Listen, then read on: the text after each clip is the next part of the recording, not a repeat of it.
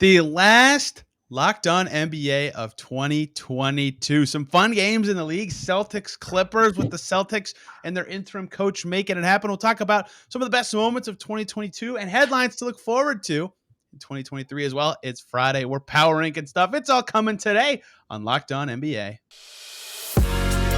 You are Locked On NBA, your daily NBA podcast. Part of the Locked On Podcast Network, your team every day.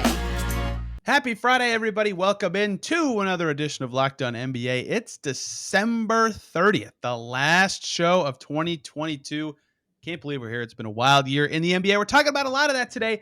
The best moments of 2022, most memorable things that happened before, though we'll talk about some crazy stuff from the league today. Suspensions handed out in the Pistons-Mavs scuffle thing, bench clearing moment. We'll talk Pacers, Cavs, and Celtics, Clippers, two big games. And then second segment, talking about 2023 headlines and closing out with power rankings of the best stat lines of the season. I'm Tony East. I host Locked On Pacers. And with me today, as usual on Friday, Adam Mares, who is the man with a plan today. Adam, how was your 2022? I'd say 2022 was strong to quite strong, but looking forward to 2023. Might bring us a Nuggets championship. Who knows? I don't think it'll bring a Pacers championship, but and I'll be there every step of the way if it does. This is crazy news to start today. I don't know what the right word is. I don't want to say brawl because the Pistons are involved and they actually had a brawl on this in their home arena. But the thing that happened in Magic Pistons on Tuesday with Mo Wagner and Killian Hayes that led to benches clearing, the suspensions were handed out by the league, and it is quite crazy. On the Magic side, 2-game suspension for Mo Wagner, 1-game suspensions for Cole Anthony, Mo Bamba, Wendell Carter, RJ Hampton, Gary Harris, Kevon Harris, Admiral Schofield, and Franz Wagner. They literally have to stagger the suspensions to field a team their next 2 games. Killian Hayes gets 3 games for punching, so I don't know what to call that. Mo Wagner. I mean, it was a punch. We can call it a punch. Yeah, they always do. The NBA always does this with the I'm punching, but also my forearm and fist are on the same parallel. And Hemi Diallo got 1 game. This is kind of close to what I expected. Is this what you thought might be the punishments here? It's tough, man. I mean, the precedent was, to me, set last year with the Nikola Jokic hit. Agreed. That was the one.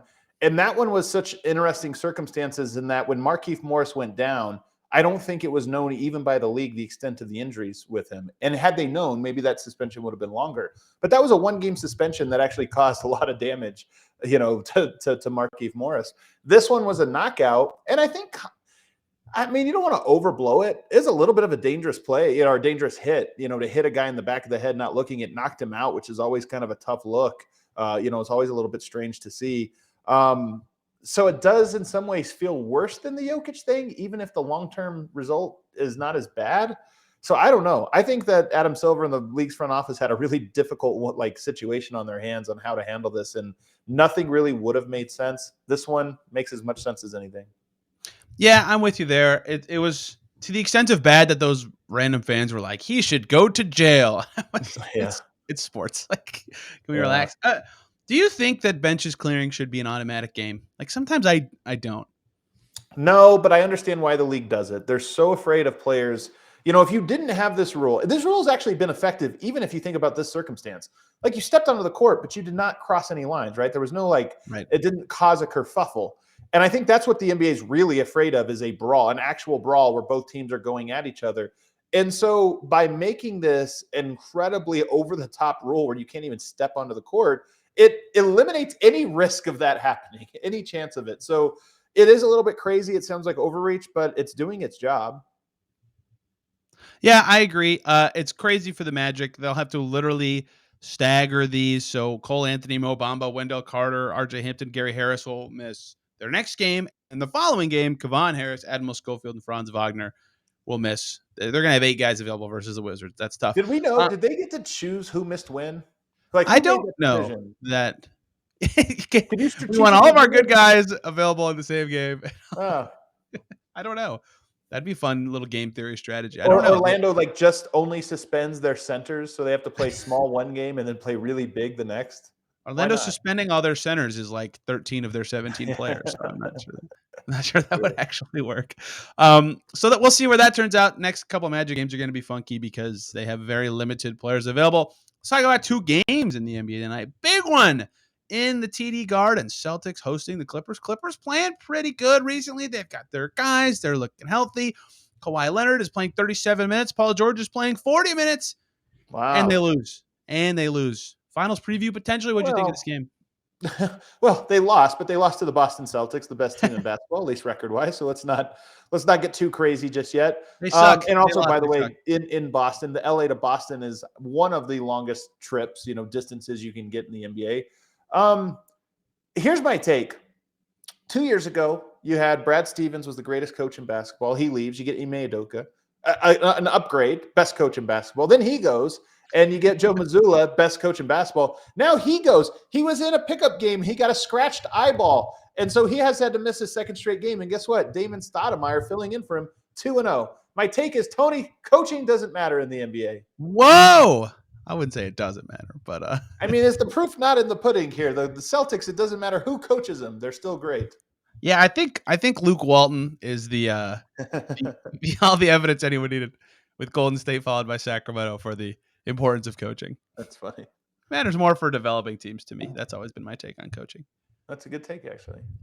I'm being tongue-in-cheek, by the way. It does matter. It's just funny that the Celtics can keep putting new players behind the bench and they keep winning. Yeah, that they looked good. Look, Tatum and Brown, when they combined for 58, that team's gonna do well. Robert Williams didn't miss a shot. He can actually play over 20 minutes now. Celtics are dangerous, man. They're a good team. There's a reason they made the finals last year.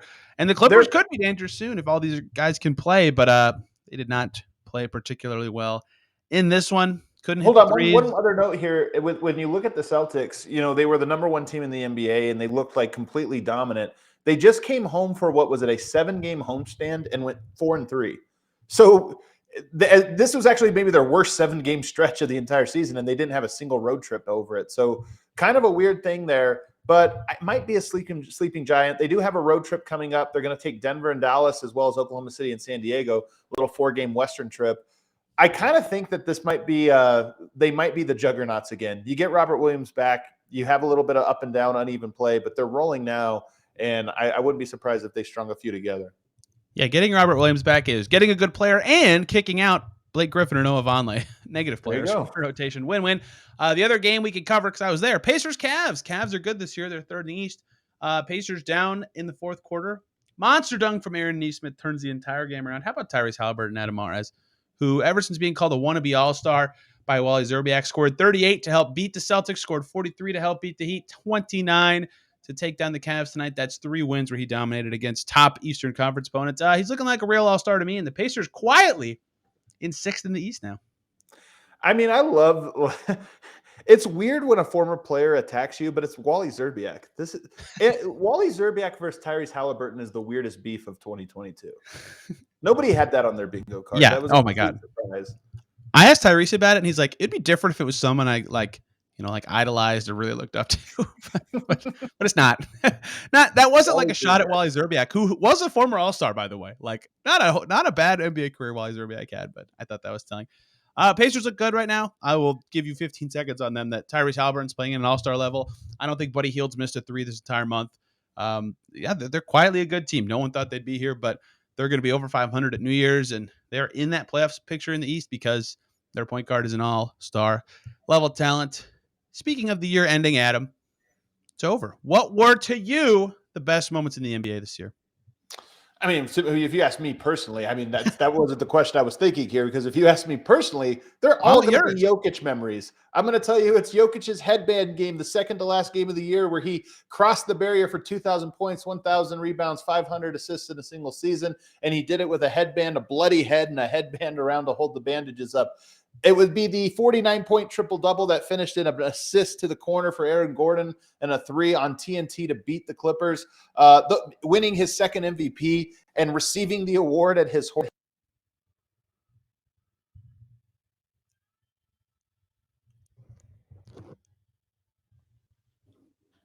Did I lose you? You got muted for a sec. Right after you said winning the MVP.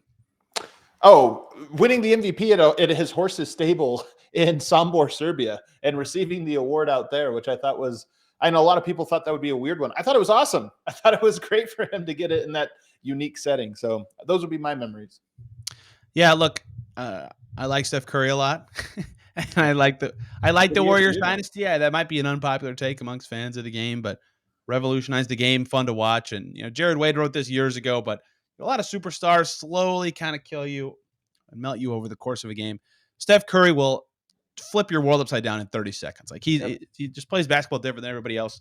Seeing him finally lift the trophy, the Finals MVP trophy, as well as reignite the Warriors. I mean, that was fantastic. And the playoffs were really good this past year. Like no obvious favorites in either conference. Everybody thought it'd be the Suns and the Bucks. They both lost in the conference semis in dramatic game sevens. And that I don't think I'll ever forget that Suns Mavs game 7. And not for the reason you expect, where the scrappy underdog goes to Phoenix and just kicks the crap out of the Suns. That was something. Everybody acts tough when they're up. I need to use that in my everyday life somehow. Everybody tough when they're up.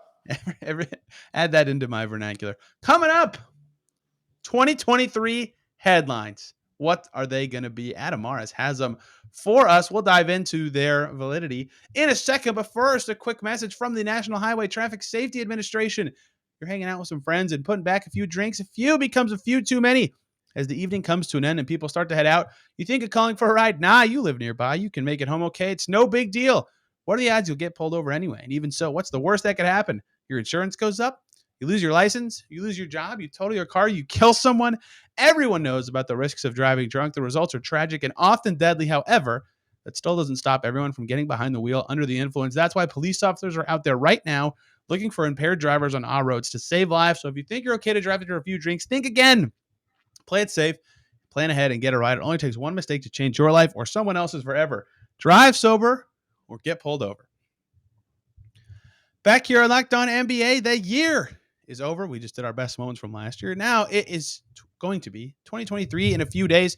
We'll talk about some headlines coming up next year. Potential headlines coming up next year. Make your second listen today after finishing Locked On NBA. Locked On Sports Today. Go behind the scenes and beyond the scoreboard with the experts here at the Locked On Podcast Network, Odyssey, YouTube, wherever you get podcasts, you can get it anywhere. Adam, what do you think is going to happen in 2023? Give me some headlines. First headline, I've looked into the future. I've looked into the crystal ball and I've seen it. March 29th, Devin Booker becomes the 10th player to make 10 or more three-point field goals in a game this season. He'll be the 10th one. The current record is actually 8. This happened in 2021. There were 7 players to do it last year, 8 in 2021. I think there's going to be 10 this year. So far, Tony, there has been Clay, Dame Lillard, Darius Garland, your boy, Tyrese Haliburton, and Tyler Hero, who have hit the 10 threes in a game mark. We're halfway there. I think we're going to get 5 more. Think of the players that are still on the board. Devin Booker, Donovan Mitchell, Steph Curry, Simons, Tatum, MPJ, Bane, Kyrie.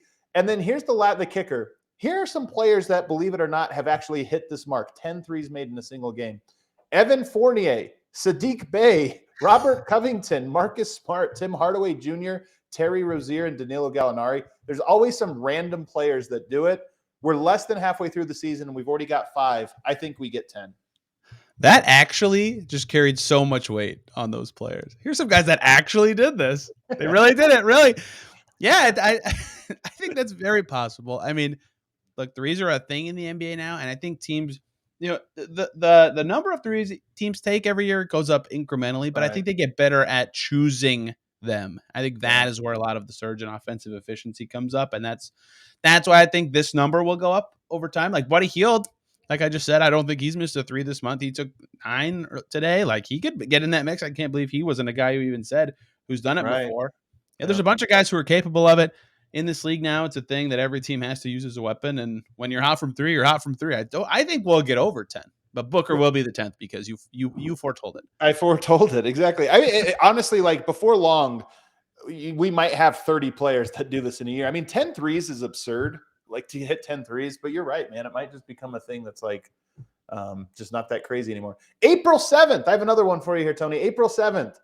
Rockets Hornets declared worst basketball game of the century.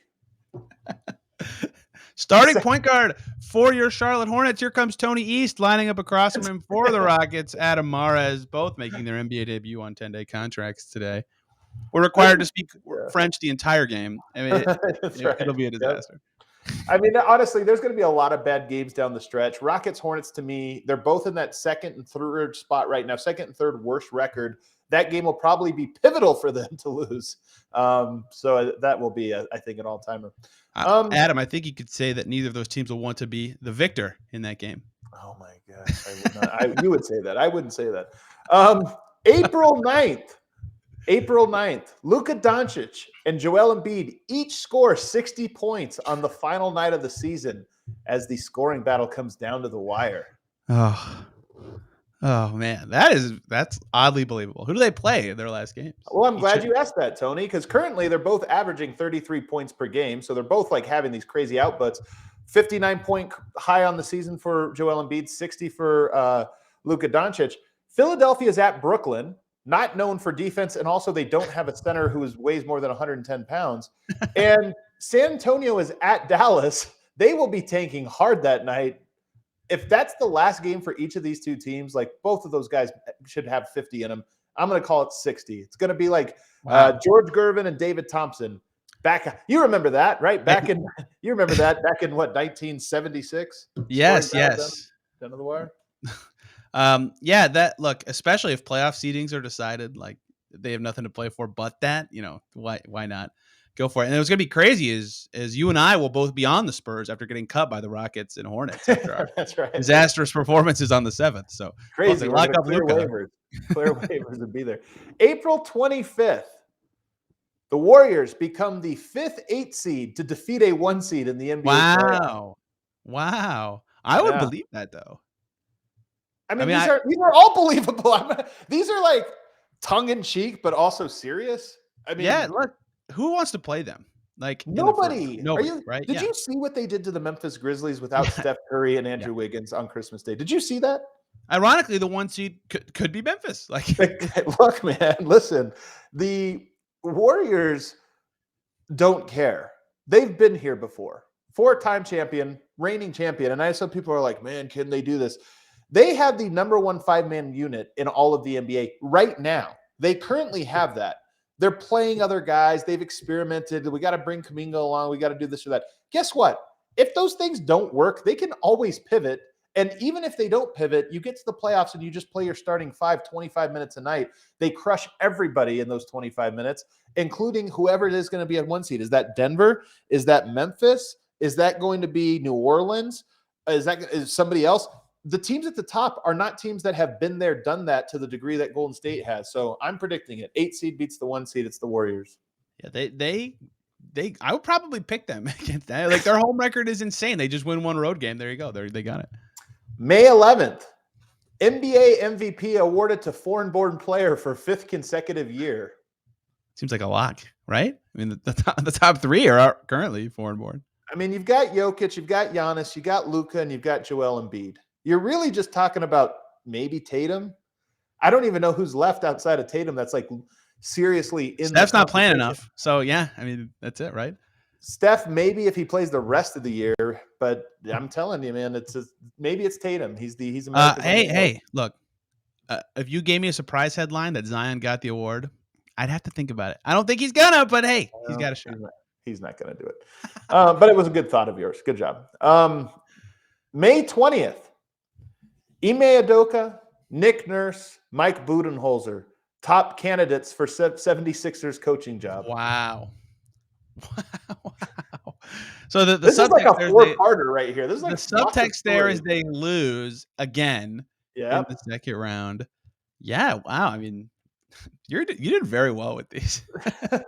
Nick Nurse, Mike Budenholzer. I mean, we're talking about some big names that are in Budenholzer getting the boot would be stunning. Like Nick Nurse, I think it's possible he gets fired during the season. Like you never know what's going to happen. But wow, that would be something. And Doc Rivers is not a playoff coach recently. Yeah. Putting it nicely. I could have made that a headline earlier too. Doc Rivers out as 76ers coach. All right, this is my last one for you. June 25th. LeBron reveals list of preferred trade destinations. Wow. June 25th, that would imply tampering. I don't think that. Oh, crap. I think you meant July 2nd, Adam. All right. Well, rumored. LeBron James rumored to have revealed this list. And those 3 destinations would be, what are the 3 warmest weather cities in the league? Miami, Phoenix with Chris Paul. Phoenix. Yeah. DeAndre Ayton for LeBron James, straight up. We got that one. Where else could he be trying to go? Does he want to go to San Antonio with Wemby? No, he wants to go to San Antonio because they'll be bad one more year and they can get Bronny, and then all the chips have fallen into. Oh man, that makes too much sense now. I think you're right. Man, that one got me. I thought something was coming when you were going to say July 1st, and it's like someone random demands a trade, and you convinced me that it's going to happen. But I don't care. I don't want to think about free agency because it's the middle of the season. And speaking of, we're going to power rank the best stat lines of this young and fun season, especially topical because Luka Doncic just had a game that broke my brain with his stats. Before we talk about those, let me talk to you guys about Rocket Money. If your New Year's goals are to manage your budget better and save money, you need Rocket Money. Rocket Money, formerly known as Truebill, is a personal finance app that finds and cancels your unwanted subscriptions, monitors your spending, and helps you lower your bills all in one place. Over 80% of people have subscriptions they forgot about. A streaming service you bought to watch one show or a free trial you never even used. Rocket Money can quickly and easily identify those and make you stop paying for the ones that you don't want. Over 3 million people have used Rocket Money, saving the average person $720 per year. What a service that is. Stop throwing your money away, cancel unwanted subscriptions, and manage your expenses the easy way by going to rocketmoney.com/LockedOnNBA. That's rocketmoney.com/LockedOnNBA. Again, final time, rocketmoney.com/LockedOnNBA. Back here again on Locked On NBA. Thanks for making us your first listen today and every single day. Check out NBA Game to Game next on this same podcast feed. The best way to get the download on every single NBA game from the night before from the local experts here in the Locked On NBA channel. We got local experts everywhere, and it's the best way to get the feel for what happened in every single game. I listen almost every single day. Adam, power rankings. It's Friday. That's what we do. Best stat lines of the season. I've got a guess for what number 1 is, but I would like to know the entire. You know what? You have a guess, but you're going to be surprised. Wow. Let me just start by saying this. This season, and really over the last several, starting maybe with the Westbrook triple-double season, individual stat lines are insane, and they've been growing more and more crazy. This is how crazy, Tony. Let me tell you the honorable mention, the last 4 out that did not make the cut for this season. Number 14, or 4th honorable mention, Steph Curry versus the Phoenix Suns. 50 points, 9 rebounds, 6 assists. Didn't make it? 10 of 17 from the three-point line. Did not make it. So is a 40-point game just nothing anymore? It's not really. Here's a 50-point, 59 and 6. Like, that's insane. Ivica Zubac went for 30 and 29, which has only been done 3 times since against the Pacers. He looked like Kareem. Which has only been done 3 times in the last 40 years. Doesn't matter. Didn't make the list. It's not that cool. 29 rebounds, whatever. Devin Booker versus the Jazz. 49 points, 8 rebounds, 10 assists. Came in a loss. Does not make it. Does not make the cut. I'm sorry. And then the last one out. Look, this one should have made the list, but I'm trying not to be a homer here, Tony. Nikola Jokic, 40 points, 27 rebounds, 10 assists. Did not make the top 10. Wow. Best stat lines, 40, 27, and 10. There are a lot of second-round picks. Like, that's their, total career stats. That's so true. Honest to God. I would actually say it's probably second-rounders, probably on average, have less than that as totals. Most of them just never play. All right. Number 10, without further ado, this is the one that I put in ahead just to not be a homer.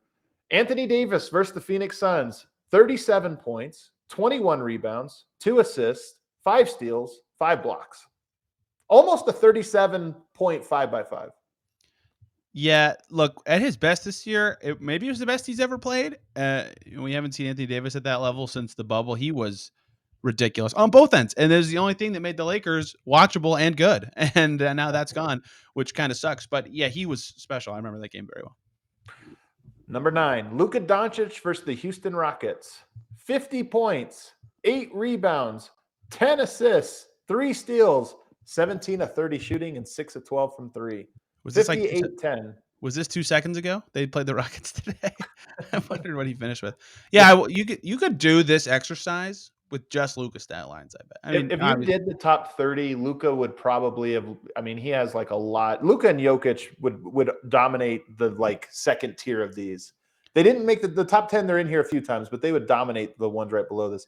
Number 8, Devin Booker versus the Chicago Bulls. 51 points, 4 rebounds, 6 assists, and 20 of 25 shooting. He missed 5 shots. He had 51 points and missed 5 shots.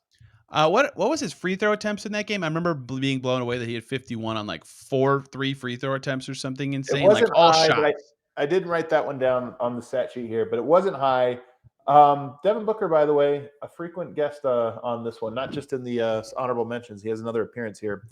Number 7, Pascal Siakam versus the Knicks. 52 points, 9 rebounds, 7 assists, 17 of 25 shooting. But here's the crazy one. 17 of 21 from 2-point. Wow. Just 4 shots inside the paint in that game en route to a 52-point near triple-double. Pretty monster game. I have a soft spot for players who have one move that you know is coming and they still beat you with it because it's so good. The Pascal Siakam spin move. I love it. And that one, the Knicks had won like 7 in a row and the Raptors hadn't won in forever. That game was huge for that team and, of course, for him. That was awesome. Turns out it wasn't huge because the Raptors still suck. So it felt huge at the moment. It felt huge at the time, though, yeah. Number 6, making his second appearance on the top 10 list. Anthony Davis versus the Wizards. 55 points, 17 rebounds, 1 steal, 3 blocks, 22 of 30 shooting. A 55-piece with only 8 misses. That's crazy. I believe an ESPN game as well for Anthony Davis for that one. Remember that one pretty well as well, especially because I watch a lot of the Wizards, unfortunately. Yeah, look, again, at his best, like he's ridiculous, and the Wizards have no answer for anyone of that level of skill. I think there's a big gap here between those previous ones we just did and the top 5. The top 5, to me, is just absolutely insane. Nikola Jokic versus the Suns. 41 points, 15 rebounds, 15 assists on Christmas Day, 16 of 25 shooting en route to a win. 41, 15, and 15. En route to an awesome overtime win. That game whipped ass. That game was awesome. You know what? I agree. Completely agree with that one. Number 4. By the way, 2 games on this list were against the Phoenix Suns, so that was the Suns' second appearance as the opponent. Number 4, Devin Booker versus the Pelicans. 58 points, 6 rebounds, 5 assists, 22 of 35 shooting. 58, the 3rd highest output of the season so far. And it's crazy. Like Devin Booker's top performances this year are just absolutely insane. Yeah, his shot is so pure. He has become quite good. I think it's fascinating. I was actually thinking about this with Booker recently. Like, who thought his career would become one of the best, most prolific scorers in the league after the viral clip where he says, no double teams in pickup. I don't want to work on that stuff. And all of a sudden he can tear up any coverage. Like that. What a remarkable player he's become. Number 3, Nikola Jokic versus the Wizards. 43 points, 14 rebounds, 8 assists, 5 steals. And here's the crazy one. 17 of 20 shooting, including 17 of 18 from 2. He missed 1 2-point shot. On 18 attempts, he missed 1. He immediately rebounded and scored it as an and one afterwards. That should not count. That should not count. So it only like kind of counts that he missed it. All those shots he took a 2-pointer, they scored on that possession. How about that? Every single time they scored. 43 points and you don't miss a shot inside the arc. And one of those, by the way, one of the misses was a 3/4 court heave that he threw at the buzzer the end of the first or into the 3rd quarter. So a monster performance where you just don't miss any buckets. All right. Number 2, 60 points, Luka Doncic, 21 rebounds, 10 assists, 21 of 31 shooting. The 2nd best stat line of the year goes to Luka and his 60-point triple-double. I had locked on NBA after this game with Jake. And the thing I said, I kind of said this with the second round picks too, is like you divide all those numbers by 10, right?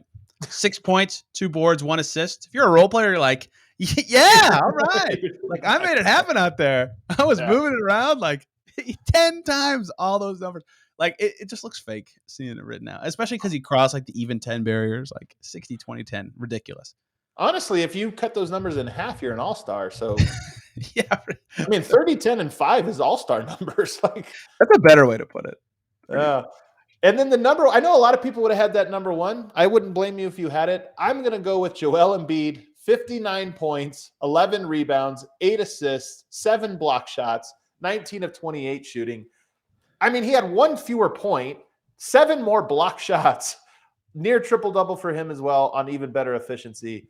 I got to give him that one. That stat line is just absolutely absurd. And those numbers I just listed off, all of them don't make sense. Is the NBA broken? 59. Let me read this again. 59, 11, 8, and 7. Yeah, it is. Like, I'm not trying to take a shot at any player at all, but like Sadiq Bey scoring 50 last year, like these guys are so good now, and the way the basketball is played now, like these nights can just kind of happen, and these stats just look ridiculous. It's For a while, the absolutely Corey Brewer 50-point game was like the 50-point game that everybody would refer to and make fun of, but now there's like 100 of them a year where it's like, wow, who? What, that guy? These stat lines are crazy, man. I mean, the top of this is just absolutely insane. A 58 piece, a 59 piece, a 60, 2 40-point triple doubles that with 15 assists in them. Just crazy, man. Tyrese Haliburton had 43 points with 10 made threes for the Pacers last week against the Heat. That's probably 28th this year. You know? Maybe. You know, it's nuts. The league's in a great place. The best players are special right now. And they're going to be really good in 2023, where we will be back. Jackson Gatlin back on Monday, talking about the latest stories in the NBA with the local experts here on the Locked On NBA channel. I'm Tony East on Twitter at TEastNBA. He's Adam Mares at Adam_Mares. Check out Locked On Nuggets for the latest on the Sombor Shuffle Machine. Nikola Jokic, MVP candidate. Once again, thank you all a ton for listening. Have a safe weekend if you celebrate New Year's. We'll see you soon.